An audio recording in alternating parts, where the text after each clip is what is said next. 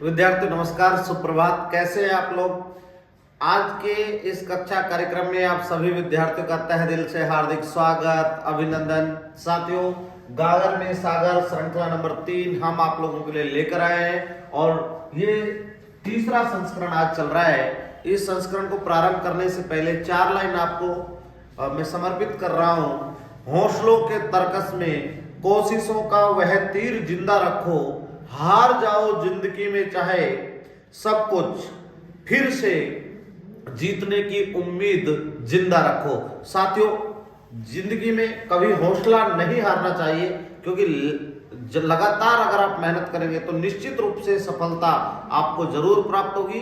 इन्हीं शब्दों के साथ आज की कक्षा कार्यक्रम का शुभारंभ करते हैं। साथियों, हमने जब श्रृंखला नंबर 2 आपकी पूर्ण की थी तो उसमें क्विज क्वेश्चन आप लोगों के लिए छोड़कर गए थे।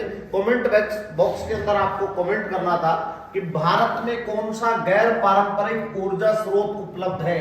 तो इस क्वेश्चन का आंसर सबसे पहले बता देते हैं। तो ये इसका राइट आंसर होगा ज्वारीय, पवन और सौर ऊर्जा। ये सभी गैर पारंपरिक ऊर्जा के स्रोत हैं। ठीक है, जैसे पारंपरिक ऊर्जा की बात करें तो उसके अंदर अगर हम देखें तो कोयला उत्पादन गैर पारंपरिक का उदाहरण होगा, जीवाश्म ईंधन वो भी गैर पारंपरिक का उदाहरण होगा। तो साथियों, अब इस श्रृंखला का, इस संस्करण का पहला क्वेश्चन आपके लिए स्क्रीन पर आ रहा है। ग्रीष्म ऋतु स्थानीय तूफानों का मौसम है जिसमें तीव्र हवाओं के साथ गरज वाली मूसलाधार वर्षा भी होती है। इसके साथ प्राय हिमदृष्टि होती है। ये हिमवृष्टि है, हिमवृष्टि होती है। पश्चिम बंगाल में इन तूफानों को किस नाम से जाना जाता है? साथियों, प्री मानसून से जब बारिश होती है ग्रीष्म काल में, और वो भी पश्चिम बंगाल के संदर्भ की बात करें तो उन्हें काल वैसाखी कहते हैं। तो राइट आंसर काल वैसाखी हो जाएगा। प्री मानसून से यहाँ से बारिश होती है और साथियों ये प्री मानसून से होने वाली वर्षा को अलग अलग क्षेत्रों में अलग अलग नाम से जाना जाता है। मैंने पहले भी जैसे कहा, चाय वर्षा की बात करेंगे तो चाय वर्षा कहां पर होगी? असम के अंदर होगी। यहाँ पर कॉफी वर्षा की बात कर लें या कहवा वर्षा की बात कर लें तो ये कहां पर होगी? तो इसे कहा जाता है कर्नाटक के अंदर। हमने पहले भी कहा आम्र वर्षा, क्योंकि आम्र वर्षा और आम्र वर्षा भी कहां पर होगी? कर्नाटक में। इसके साथ में हमने चेरी ब्लाज्म की बात की थी।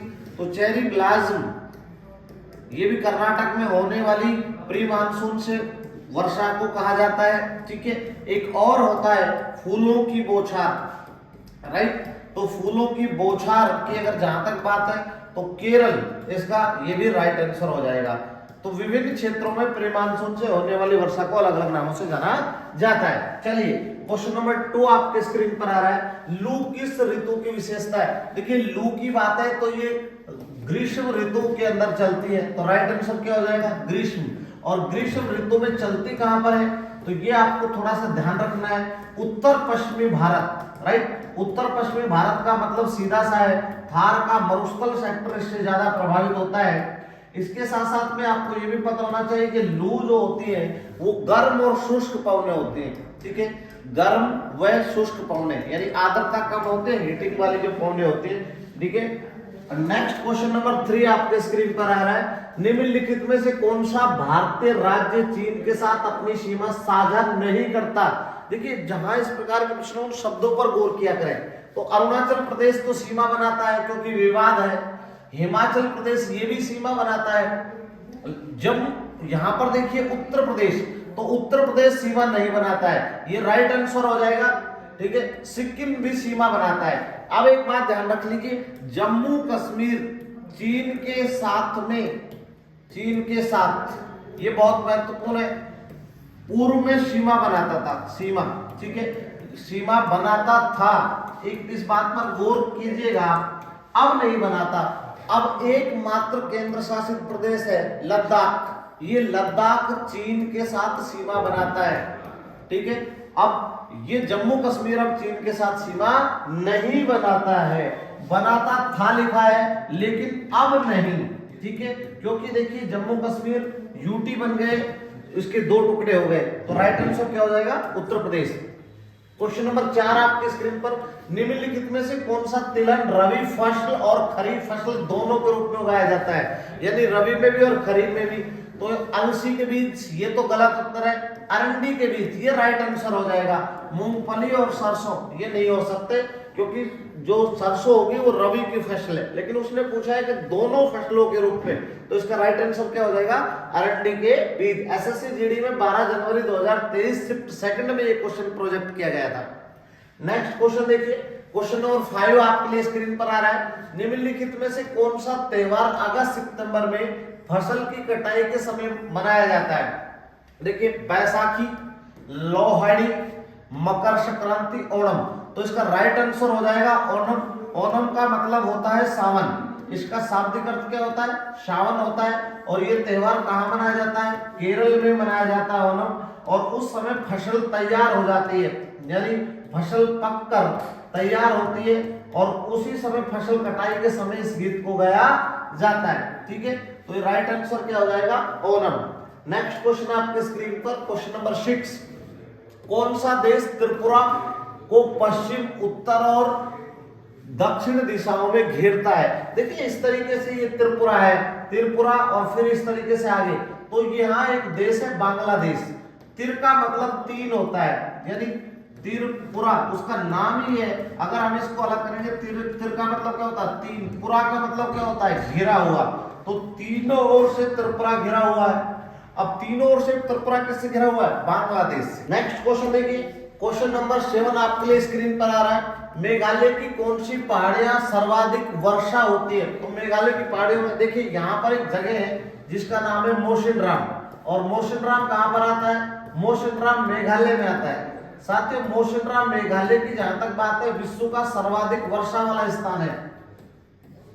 सर्वाधिक वर्षा वाला स्थान, यहाँ पर सर्वाधिक वर्षा होती है। अब एक चीज, यहाँ पर 3 पहाड़ियां, गारो, खासी और जैंतिया।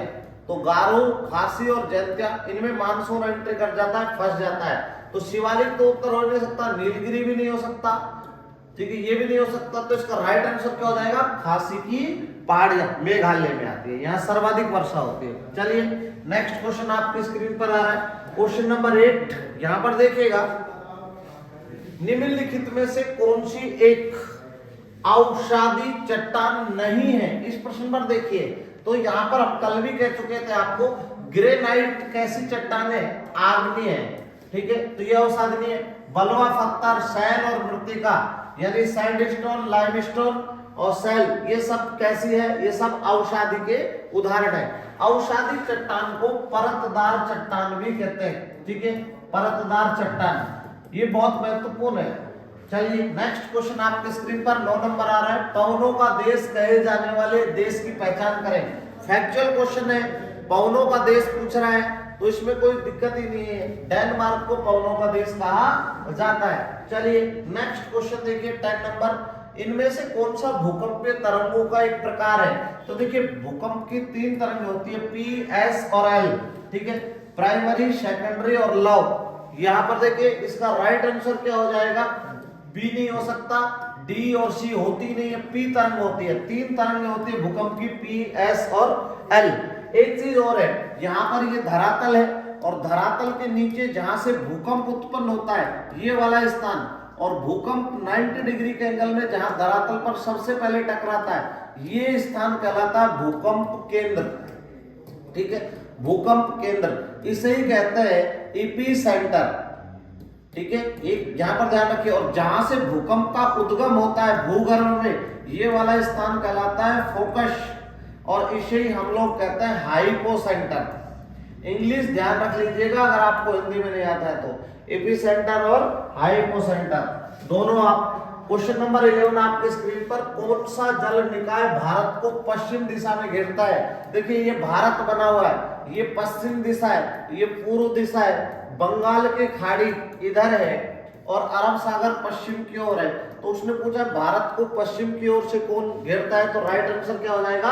अरब सागर। बहुत सिंपल क्वेश्चन था ये।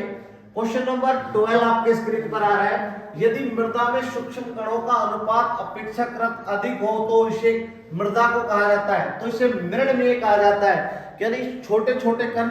और एक चीज और ध्यान रखिए, मोटे कण किसके अंदर होते हैं? मोटे कण होंगे रेतीली बलुई मृदा में। कैसी में, रेतीली बलुई यानी मरुस्थलीय मृदा आप इसे कहते हैं। इसके साथ जो मिहीन कण होते हैं, मिहीन यानी मिहीन कण का मतलब यहाँ पर जो हम कह रहे हैं वो किसके अंदर हो जाएगा, काली मिट्टी के अंदर, ठीक है। काली मिट्टी में बारीक कण पाए जाते हैं, इसीलिए जल धारण करने की क्षमता यानी नमी की सर्वाधिक क्षमता किस मिट्टी में पाई जाती है, काली मिट्टी में, ठीक है। काली मिट्टी में पाई जाती है और इस रेतीली बलुई में सर्वाधिक वाष्पीकरण होता है। एक चीज और, भारत में सर्वाधिक मृदा कौन सी पाई जाती है, जलोढ़ मृदा 43% पाई जाती है, दूसरे नंबर पर लाल मृदा पाई जाती है और तीसरे नंबर पर काली मृदा, यानी ये 3 क्रम है, अवरोही क्रम। सबसे ज्यादा कौन सी, जलोढ़, सेकंड नंबर पर कौन है, लाल, और थर्ड नंबर पर कौन है, काली। मोटे कण किसमें पाए जाते हैं, रेतीली बलुई मृदा में, इसलिए वाष्पीकरण सर्वाधिक किसमें होता है, रेतीली बलुई में। यहाँ पर देखिए काली मिट्टी में मिहीन कण पाए जाते हैं, नमी धारण करने की क्षमता सर्वाधिक होती है। और पूरी बात करूं तो यहाँ पर महाराष्ट्र के अंदर, मध्य प्रदेश, महाराष्ट्र और गुजरात में काली मृदा पाई जाती है।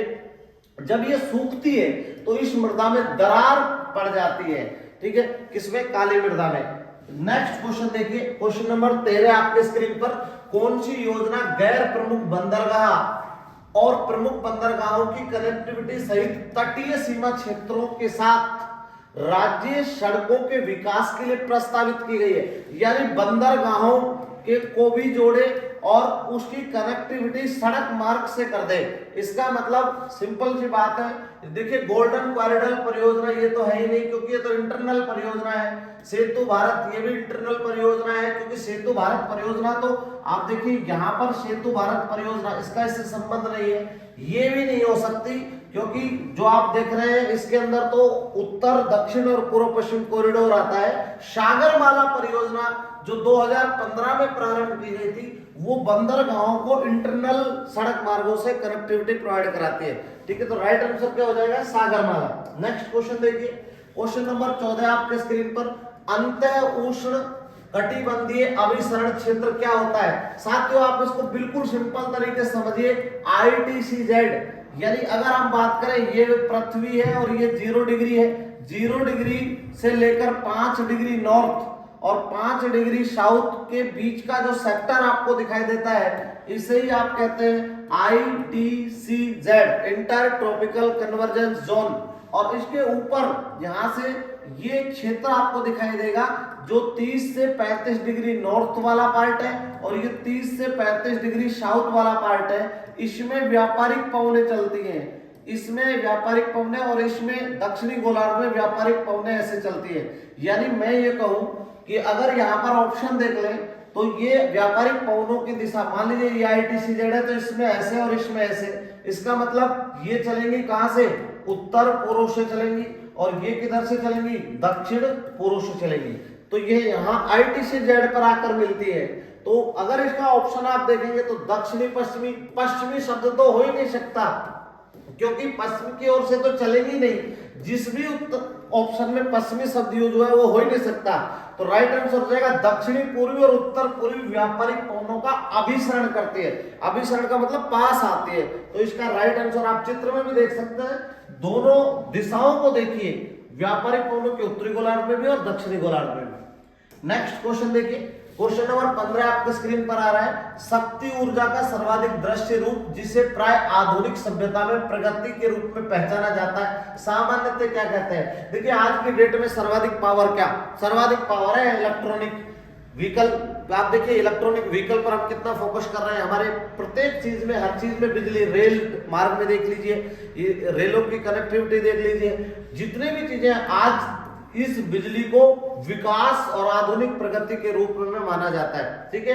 नेक्स्ट क्वेश्चन देखिए, क्वेश्चन नंबर 16 आपके स्क्रीन पर, गर्म मौसम के ऋतु में पश्चिम बंगाल क्षेत्र में गरज के साथ भारी वर्षा की घटना को क्या कहता है। भाई 4 बार SSC GD में क्वेश्चन पूछा गया पिछले साल, 4 बार, काल वैसाखी, बार बार ये क्वेश्चन पूछा जा रहा है, ठीक है। बहुत इंपॉर्टेंट प्रश्न है, पिछले साल SSC GD में 4 बार, यहां से क्वेश्चन आता ही आता है। नेक्स्ट देखिए, यहां पर देखिए 17 नंबर क्वेश्चन, शीतकालीन वर्षा की कुल मात्रा को दिए गए स्थानीय रूप में स्थानीय नाम की पहचान कीजिए। देखिए शीतकाल में वर्षा होती है, और शीतकाल में वर्षा की बात करें तो पहला ऑप्शन महावट, लू तो है ही नहीं क्योंकि गर्म शुष्क पवन ताहती एक द्वीप है, काल वैसाखी प्री मानसून से होने वाली बारिश है, तो राइट आंसर क्या हो जाएगा महावट। साथियों यहाँ पर एक सागर है भूमध्य सागर, और भूमध्य सागर से उठते हैं क्या पश्चिमी विक्षोभ। पश्चिमी विक्षोभ भारत में इधर उत्तर पश्चिमी भारत में क्या करते हैं बारिश करते हैं, कब शीतकाल में, और शीतकाल में जब ये बारिश होती है तो इसे भारत में क्या कहते हैं मावट कहते हैं। ये कहाँ होती है जम्मू कश्मीर, पंजाब, राजस्थान और पश्चिमी यूपी, इस पूरे सेक्टर के अंदर ये देखने को मिलती है। मावट को एक चीज और भी ध्यान रखिए, इसे स्वर्णिम बूंदे कहते हैं, स्वर्णिम बूंदे। यानी अगर हम बात करें गोल्डन ड्रॉप्स, और गोल्डन ड्रॉप्स क्यों कहते हैं, गोल्डन ड्रॉप्स इसलिए कहते हैं कि ये रबी की फसल के लिए क्या होती है लाभदायक होती है। जैसा कि आपने 2 दिन पहले भी देखा था कि बारिश हो रही थी तो वो क्या थी, वो मावट थी। ठीक है, नेक्स्ट क्वेश्चन देखिए, क्वेश्चन नंबर 18 आपकी स्क्रीन पर। ज्वालामुखी से निकलकर पृथ्वी की सतह पर फैलने वाले मैग्मा को क्या कहते हैं, कुछ नहीं है, भूगर्भ से जब लावा निकलता है तो नीचे जब धरती के नीचे रहता है तो उसे मैग्मा कहते हैं, धरातल पर जब बाहर निकलता है तो उसे क्या कहते हैं, उसे कहते हैं लावा। तो राइट आंसर क्या हो जाएगा लावा। लावा और मैग्मा में सिर्फ अंतर इतना सा है, मैग्मा थोड़ा गाढ़ा होता है, लावा हल्का सा पतला होता है, और जहां से ज्वालामुखी निकलता है उसे छिद्र कहते हैं, और फिर जब वो चौड़ा हो जाता है तो उसे क्या कहते हैं क्रेटर कहते हैं, और भी चौड़ा हो जाता है तो उसे क्या कहते हैं काल्डेरा कहते हैं। और ज्वालामुखी से निर्मित झील क्या कहलाती है, निर्मित झील, ये बहुत इंपॉर्टेंट प्रश्न है साथियों। ज्वालामुखी से निर्मित झील कहलाती है क्रेटर झील, जैसा कि राजस्थान में नक्की झील क्रेटर झील का उदाहरण है। लोनार झील महाराष्ट्र में किसका उदाहरण है, वो भी क्रेटर झील का उदाहरण है।